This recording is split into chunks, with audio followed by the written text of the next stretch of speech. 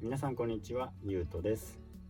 今回は100均の道具だけを使って車中泊専用のサンシェードを作っていきたいと思います。今回紹介する方法は車種専用のサンシェードと比べると費用は約10分の1で済みます。できるだけコストを抑えたい人はぜひご覧ください。それではやっていきましょう。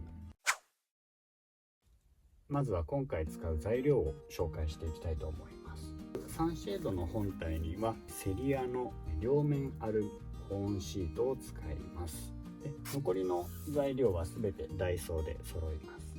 まずはガラスにサンシェードを装着するときに使う吸盤ですね。ダイソーのサンシェード用吸盤を使います。これは前回の動画でも紹介したものですね。で続いて使うのが吸盤を通す穴を補強するためのハトメです。ちなみに今回使うハトメ、これは12mm のものを選びました。あとはハトメを取り付ける時に使うハトメ工具ですね。これもダイソーで売っています。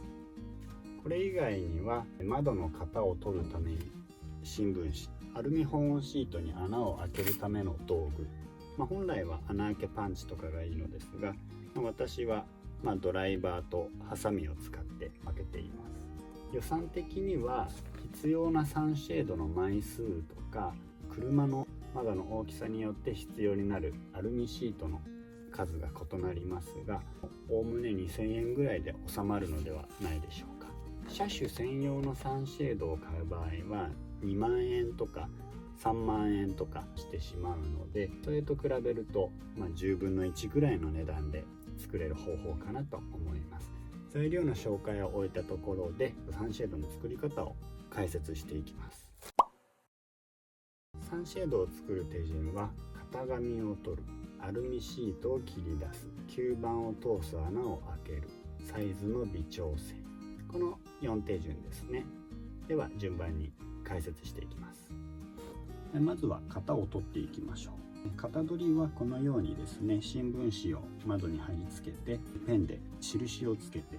窓の型を取っていきます。この時ですね、窓を霧吹きなどで軽く濡らしておくと新聞紙がぴったりくっつくので型を取りやすいです。あとは助手席と運転席など、同じ形の窓は型紙は1枚で大丈夫なので、全ての窓の型紙を取る必要はありません。型紙ができました。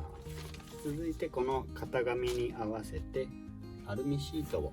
切り出していきます。アルミシートを切り出す時は少しだけ大きめに切っておくのがおすすめです。大きめに切っておけば窓に貼り付けた時に微調整がしやすいですし、あえて窓より大きめのサンシェードを作れば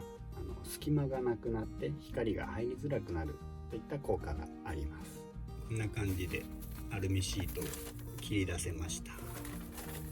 アルミシートを切り出せたら吸盤を通す穴を開けていきましょう。で本来は穴開けパンチなどを使うべきなのでしょうが、私が探した範囲だとちょっと100円ショップにはちょうどいい穴開けパンチがなかったので、今回はですねドライバーとハサミで開けてしまいます。吸盤を通す穴の数は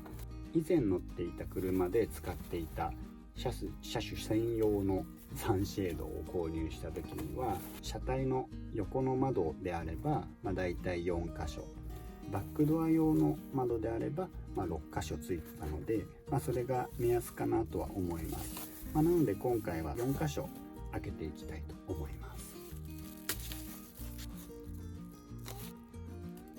穴を開けられたらハトメを使って補強していきます。ハトメがなくてもサンシェードとして使えなくはないのですが、どうしても使っているうちに穴が広がって破けていってしまうので、ハトメで補強するのがおすすめです。ハトメ工具の使い方は、この台座にハトメの凸側を乗せて、その上にこういうシートとかをかぶせます。シートをかぶせた上にこの、リング状のものですね、これを乗っけて上皿を乗せます。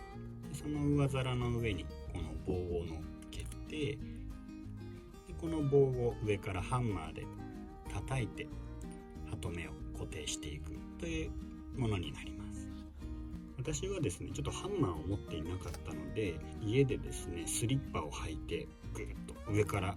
踏みつけることで、ハトメを止めることができました。本来はハンマーで叩いて使うものなので、もし踏みつけて固定する場合は自己責任でお願いします。4箇所ハトメをつけられたら吸盤を入れていきましょう。